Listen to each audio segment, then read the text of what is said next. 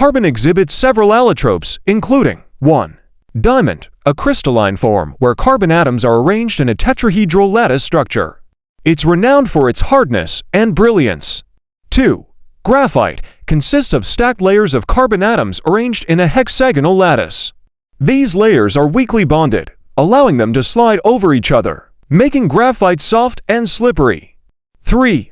Graphene, a single layer of carbon atoms arranged in a hexagonal lattice. It has exceptional properties like high electrical conductivity, mechanical strength, and flexibility.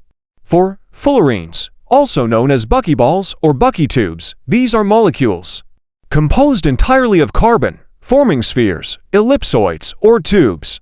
They have unique properties and potential applications in various fields, including medicine and materials science. 5. Carbon nanotubes, cylindrical molecules with graphene sheets rolled into seamless tubes.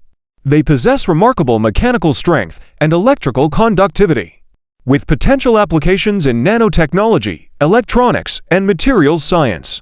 These are some of the most well-known allotropes of carbon, each with its own distinct properties and potential applications.